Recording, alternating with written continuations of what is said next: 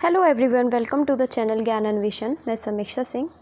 तो आज के सेशन में हम डिस्कस करने वाले हैं class 6 chapter 2 sorting materials into groups. Okay, तो कल जो सेशन अपलोड हुआ था एनसीईआरटी साइंस की एमसीक्यू सीरीज़, जो मैंने आपको बोला था कि हमारी स्टार्ट हो चुकी है, चल रही है। तो आज क्लास 6 का चैप्टर 2 हम डिस्कस करेंगे एमसीक्यूज़ के थ्रू, और अप्रॉक्सीमेटेड 15 एमसीक्यूज़ हैं, बट जितना भी एक्सप्लेनेशन होगा हम साथ के साथ कर चलेंगे। ओके, जिससे चीज़ें कवर हो जाएं और आपको आगे इस चैप्टर को दोबारा पढ़ने की ज़रूरत ना पड़े। ओके, तो बेसिकली सेशन इम्पॉर्टेंट है सभी एस्पायरेंट्स के लिए, चाहे आप एकेडमिक में हो, चाहे आप किसी भी कॉम्पिटिटिव एग्ज़ाम की तैयारी कर रहे हो।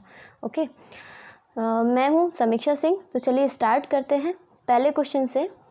What properties do different types of material have? तो बेसिकली ये चैप्टर है कि मटेरियल्स कितने टाइप्स के होते हैं, उनकी प्रॉपर्टीज़ क्या होती हैं, इस से रिलेटेड जितनी भी चीज़ें होंगी हम पढ़ने वाले हैं। ठीक है, तो पहला क्वेश्चन कह रहा है कि प्रॉपर्टीज़ बतानी है आपको मटेरियल्स की, तो क्या क्या हो सकती हैं। जैसे ऑप्शंस है शाइनी, रफ, हार्ड या ऑल द एबव। ठीक है, तो बेसिकली जो मटेरियल्स होते हैं वो आपको पता है वो शाइनी भी होते हैं, शाइनी होगा या नहीं होगा। ठीक है, कोई चीज़ रफ़ होगी या सॉफ्ट होगी। ठीक है, और कोई चीज़ हार्ड होगी या सॉफ्ट कह सकते हैं हम। ओके, तो ये सारी क्या होती हैं, प्रॉपर्टीज़ होती हैं किसकी, मटेरियल्स की। तो basically different types of materials have different properties. तो अलग अलग टाइप्स के मटेरियल होते हैं। जैसे आपको पता है कि मान लीजिए आपको एक स्टील का ग्लास दे दिया जाए। ठीक है, एक क्या दे दिया जाए, स्टील का ग्लास दे दिया जाए, तो आपको पता होगा कि वो शाइनी भी होगा, वो हार्ड भी होगा, और वो कैसा होगा, बहुत ही ज़्यादा स्मूथ सरफेस होगा उसका, यानी टेक्सचर कैसा होगा, रफ नहीं होगा, स्मूथ टेक्सचर होगा। ठीक है, ओके। और अगर मैं बात करूं कि इन केस अगर आपको दे दिया जाए एक लकड़ी का गिलास, जो थोड़ा सा कैसा है, लकड़ी आपको पता है शाइनी नहीं होती और थोड़ी सी कैसी होती है, रफ़ होती है, और उसकी थोड़ी सी hardness as comparison to steel कम होती है। ठीक है, चलिए नेक्स्ट पे चलते हैं। तो हमारा सेकंड क्वेश्चन है, what is the property of materials that are soluble in water. तो बेसिकली आपसे पूछा गया है कि ऐसे मटेरियल्स जो वाटर में सॉल्युबल होंगे तो उनकी क्या प्रॉपर्टी होगी। ओके, तो basically they disappear in water, they float on water, they sink in water, none of the above. तो जैसा कि आपको पता है, जैसा कि अब मान लो आपको एक सॉल्ट दे दिया, एक टेबल स्पून ऑफ सॉल्ट दे दिया और एक गिलास पानी दे दिया, आपको वाटर दे दिया, तो दोनों अलग अलग मटेरियल हैं। ठीक है, दोनों अलग अलग क्या है, मटेरियल हैं। और अगर आप सॉल्ट को वाटर में डिज़ोल्व करोगे, ठीक है, यानी वो सॉल्युबल है उसमें, तो उसके बाद क्या आपको जो सॉल्ट है वो दिखेगा, वो नहीं दिखेगा, यानी क्या हो जाएगा, वो डिसअपियर हो जाएगा, यानी they disappear in water. Some materials are soluble in water which means they disappear और डिज़ोल्व इन वाटर। ठीक है, इसका उल्टा अगर मान लो एक टेबल स्पून ऑफ सैंड ले लो, ओके, उसे 1 ग्लास ऑफ वाटर में उतने ही सेम अमाउंट में वाटर में डिज़ोल्व करोगे तो क्या होगा, वो डिसअपियर नहीं होगा, यानी वो डिज़ोल्व नहीं होगा, यानी वो क्या है, वो सॉल्युबल नहीं है, वो इनसॉल्युबल है। वो क्या है, इनसॉल्युबल है, यानी अघुलनशील है। ठीक है, चलिए नेक्स्ट क्वेश्चन पे। What are materials group together on the basis of. Basically हम मटेरियल्स को ग्रुप करते हैं किसके बेसिस पे, यानी ग्रुपिंग की जाती है अपनी स्टडी को थोड़ा सा इजी बनाने के लिए। तो हम कैसे करेंगे उन्हें, तो ऑप्शंस देख लेते हैं। Similarities in their properties, differences in their properties, या फिर बोथ ए एंड बी। देखिए, दो तरीके से हम ग्रुपिंग कर सकते हैं, सिमिलरिटीज़ के बेसिस पे भी और डिफरेंसेस के बेसिस पे भी। जैसे मान लीजिए काफ़ी सारे डिफरेंट पेन रखे हैं आपके पास में। ठीक है, आपको पता है डिफरेंट पेन हैं, मटेरियल्स हैं ऑलरेडी। तो आप क्या करोगे, अगर सिमिलरिटीज़ की अगर हम बात करें, मान लीजिए आपने रेड पेन अलग कर दिया, ग्रीन पेन अलग कर दिया, तो ये क्या हो गई, सिमिलरिटीज़ हो गई। अगर डिफरेंसेस से हम अलग करेंगे, यानी रेड पेन ग्रीन से डिफरेंट है। ठीक है, ये तो बोथ आर रिलेटेड। तो एक छोटा सा एग्जांपल था आपको समझाने के लिए। तो चलिए नेक्स्ट क्वेश्चन पे चलते हैं। What is the property of materials that are opaque. ठीक है, ओपेक को अभी हम समझेंगे कि ये क्या होता है। बेसिकली आपने देखा होगा 3 टाइप्स के मटेरियल्स होते हैं। अगर हम अपीयरेंस की बात करें, मतलब हम कैसे कि हम उसके अक्रॉस देख पा रहे हैं कि नहीं। ठीक है, तो 3 टाइप में इसको क्या किया जाता है, डिवाइड किया जाता है। फर्स्ट होता है, यानी हम कह सकते हैं ट्रांसपेरेंसी। तो ट्रांसपेरेंसी कितने टाइप्स की होती है, वेट, यस, ठीक है, ट्रांसपेरेंसी कितने टाइप्स की होती है, 3 टाइप्स की होती है। तो पहला होता है ट्रांसपेरेंट, सेकंड होता है ट्रांसल्यूसेंट और थर्ड होता है ओपेक। तो ट्रांसपेरेंट बेसिकली क्या होगा कि ऐसी चीज़ें जिनके हम अक्रॉस देख सकते हैं, यानी जिनके हम आर पार देख सकते हैं। ठीक है, जैसे आपका कांच का ग्लास हो गया, ओके, और कुछ हमारे पास बहुत सारी जैसे कुछ ट्रांसपेरेंट सोप भी आते हैं, ओके, ट्रांसपेरेंट पॉलीथीन हो गई, और जो खिड़कियों पे विंडोज़ पे जो ग्लास चढ़े हुए होते हैं वो, ये क्या होते हैं, सारे ट्रांसपेरेंट हो गए, यानी हम उसके आर पार देख पा रहे हैं, यानी जो लाइट है वो अक्रॉस पास हो रही है, मतलब उसके आर पार पास हो रही है। ठीक है, इसी वजह से हम क्या है, हम उसके अक्रॉस देख पा रहे हैं, तो ये क्या होगा, ट्रांसपेरेंट होगा। ट्रांसल्यूसेंट क्या होता है, वो बीच की स्टेज है ट्रांसपेरेंट और ओपेक के। ठीक है, यानी ट्रांसपेरेंट में दिखाई दे रहा है, ओपेक में दिखाई नहीं देगा। ठीक है, ओपेक में बिल्कुल भी दिखाई नहीं देगा, यानी उसके अक्रॉस जो है लाइट पास नहीं हो रही है। सिंपल सा कॉन्सेप्ट है। और ट्रांसल्यूसेंट क्या है, इन दोनों के बीच की स्टेज है, यानी जो लाइट है वो थोड़ी सी पास हो रही है, जिससे हम थोड़ा सा उसके अक्रॉस हम देख पा रहे हैं। जैसे आप बहुत ज़्यादा सोप यूज़ करते हो, पियर्स सोप आता है, तो उसके अक्रॉस हम थोड़ा बहुत ही देख पाते हैं, ज़्यादा नहीं देख पाते। And some of glass, okay, कुछ कांच जो ग्लास होता है उसके भी अक्रॉस हम कम्प्लीटली नहीं देख पाते, कुछ क्वालिटीज़ होती हैं उसमें। ओके, तो ये था ट्रांसपेरेंसी के बेसिस पे हम मटेरियल्स को कैसे डिवाइड करते हैं। 3 होते हैं, transparent, translucent and opaque. Okay, आगे चलते हैं। What decide which material should be used for making any given object। अच्छा, अब ये चीज़ है कि क्या डिसाइड करता है किसी भी ऑब्जेक्ट को जब हम बना रहे हैं तो क्या चीज़ मायने रखती है। तो बेसिकली ये क्वेश्चन है, द कॉस्ट ऑफ मटेरियल, उसकी कॉस्ट क्या है, यानी वो कितना उसमें खर्चा हो रहा है, कितना एक्सपेंसेस आ रहे हैं। और the colour of the material, यानी उसका कलर कैसा है। The properties of the material and purpose for which the object is to be used.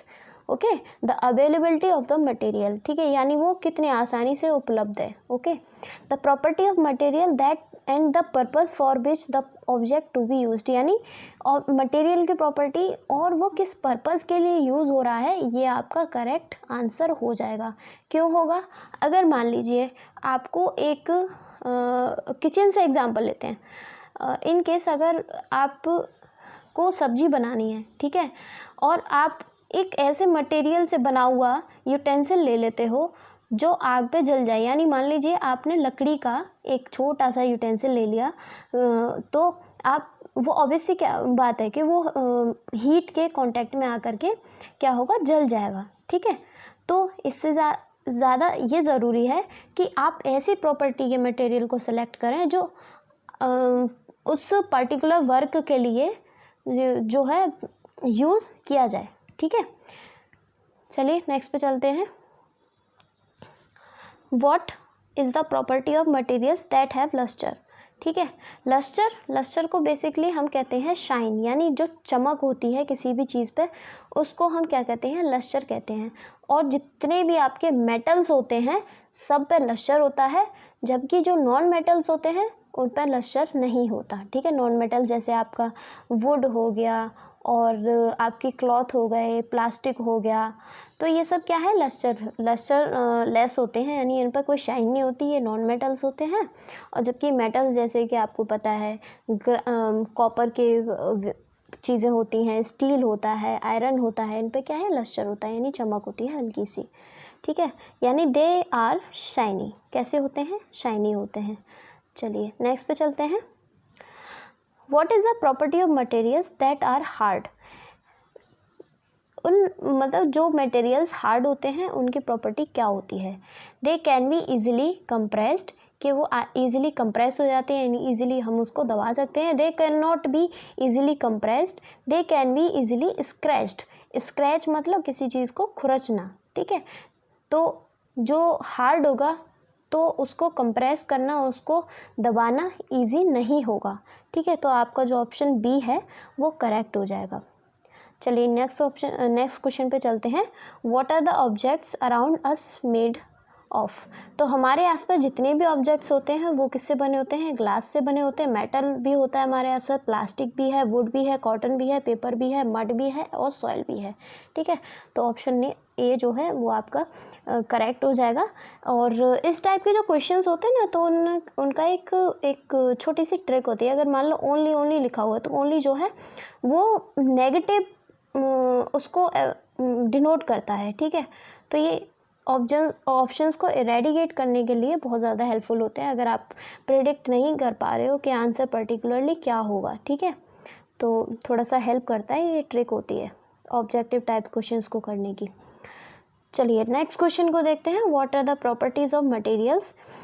Basically materials की प्रॉपर्टीज़ क्या होती हैं, अभी फर्स्ट या सेकंड क्वेश्चन में डिस्कस किया था कि प्रॉपर्टीज़ क्या क्या होती हैं, कि उसमें लस्टर होगा यानी उसमें चमक होगी, हार्डनेस भी होगी, सॉल्युबिलिटी भी होगी और ट्रांसपेरेंसी भी होगी। यानी वो शाइनी भी होगा, हार्डनेस मतलब वो कितना ठोस है, कितना सॉफ्ट है, ठीक है। और सॉल्युबिलिटी कि वो घुल पा रहा है या नहीं। और ट्रांसपेरेंसी में 3 बताए थे मैंने, ट्रांसपेरेंट, ट्रांसल्यूसेंट एंड ओपेक, ठीक है।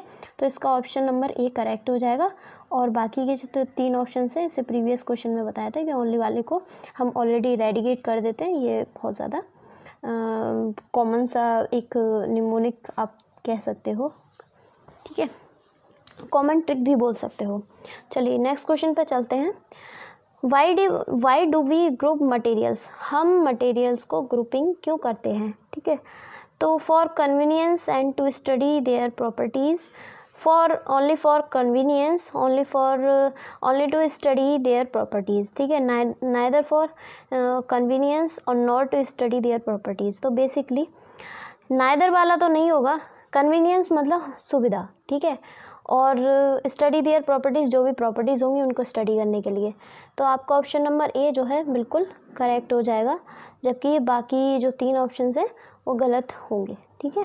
Materials are grouped together on the basis of similarities, differences in their properties. This help in locating them easily and also make it convenient to study their properties. Convenient मतलब किसी चीज़ को करने में, पढ़ने में सुविधा होती है, ओके, उसको कहते हैं। चलिए नेक्स्ट क्वेश्चन को देखते हैं। Which materials are usually shiny in appearance, ठीक है। अभी मैंने आपको बताया था कि कौन सी चीज़ शाइनी होगी, कौन सी चीज़ नहीं होगी, यानी कौन सा मटेरियल लस्टर प्रॉपर्टी शो करेगा, कौन सा लस्टर प्रॉपर्टी नहीं शो करेगा। तो मैंने बताया था, तो जो मेटल्स होते हैं वो क्या है, आपके लस्टर शो करते हैं, जबकि जितने भी नॉन मेटल्स होते हैं वो आपका लस्टर शो नहीं करते। और एक और चीज़, मेटल्स जो हैं वो हीट को कंडक्ट करते हैं, इलेक्ट्रिसिटी को कंडक्ट करते हैं और हार्ड होते हैं कंपैरेटिवली नॉन मेटल के, और क्या करते हैं, और डक्टिलिटी शो करते हैं, ठीक है। जबकि नॉन मेटल्स जो होते हैं वो ना तो डक्टिलिटी शो करते और ना ही हम उसको थिन शीट में कन्वर्ट कर सकते हैं, ना ही वो हीट को कंडक्ट करते हैं, ना ही इलेक्ट्रिसिटी को कंडक्ट करते हैं, ना ही उसमें क्या लस्टर होता है।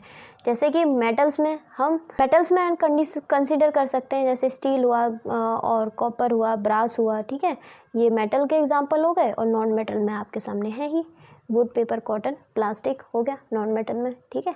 तो चलिए नेक्स्ट क्वेश्चन पे चलते हैं। फिर नेक्स्ट क्वेश्चन है हमारा question number 12। What is the term for materials through which things can be seen but not clearly. मतलब हम अक्रॉस देख तो सकते हैं लेकिन क्लियरली नहीं देख सकते, ओके, क्लियरली और कम्प्लीटली हम नहीं देख सकते। तो अभी हमने डिस्कस किया था ट्रांसपेरेंट, जो हम बिल्कुल अक्रॉस देख सकें, और लाइट जो है कम्प्लीटली पास हो सके, ठीक है। ओपेक इसका उल्टा होता है, यानी हम उसके आर पार, उसके अक्रॉस नहीं देख पाते। जबकि ट्रांसल्यूसेंट जो है बीच की स्टेज होती है जिसमें थोड़ा थोड़ा हमें दिखाई देता है, ठीक है। तो इसका जो ऑप्शन सी है वो करेक्ट हो जाएगा। चलिए नेक्स्ट क्वेश्चन पे चलते हैं। What is the term for materials through which you are not able to सी।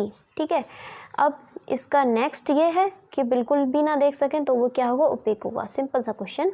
चलिए नेक्स्ट पे चलते हैं। What is the property of materials that are translucent. ठीक है, ट्रांसल्यूसेंट बीच का स्टेज होता है।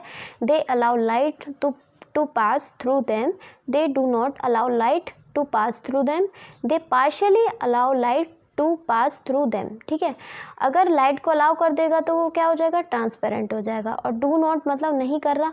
ठीक है, तो वो क्या होगा, आपका ओपेक होगा। जबकि ऑप्शन जो सी है आपका, यानी दे पार्शली अलाउ लाइट, पार्शली का मतलब होता है 50-50% कह सकते हो, थोड़ा सा। ठीक है, पार्शली मतलब थोड़ा सा। Okay, allow light to pass through them, यानी थोड़ी सी लाइट पास कर सकता है कोई भी ऑब्जेक्ट, कोई भी मटेरियल। ठीक है, तो वो क्या होगा, आपका ट्रांसल्यूसेंट होगा। चलिए नेक्स्ट क्वेश्चन पे चलते हैं। What happen to some metals when they are expose to air and moisture. ये क्वेश्चन अच्छा है। ओके, ये थोड़ा सा सोचने वाला है, 2-3 चीज़ें इसमें कवर हो जाएंगी। अब देखना कि कुछ मेटल्स होते हैं और अगर उनको आप एयर और मॉइस्चर में मतलब आप उनको खुले में रख दो तो उनके साथ क्या होता है। तो आपको पता है, एक एग्जांपल है सबसे बेस्ट, रस्टिंग ऑफ आयरन का। ठीक है, रस्टिंग ऑफ आयरन यानी आप अगर किसी भी आयरन की चीज़ को, किसी भी लोहे की चीज़ को खुले में रख देते हैं, ओपन एरिया में रख देते हैं, तो क्या होता है, एयर और मॉइस्चर की कांटेक्ट में आने से उस पर रस्ट लग जाती है, उस पर जंग लग जाती है, और जिसकी वजह से वो अपनी शाइन और जो भी उसकी अपीयरेंस होगी ना, मान लीजिए उसका जो कलर होगा और टेक्सचर होगा वो बहुत ज़्यादा डल दिखने लग जाएगा। ठीक है, तो यानी इसका जो ऑप्शन बी है वो करेक्ट हो जाएगा, यानी they lose their shine and appear dull. ठीक है, ओके, तो आज के सेशन में इतने ही क्वेश्चंस थे। मिलते हैं आपसे नेक्स्ट सेशन में।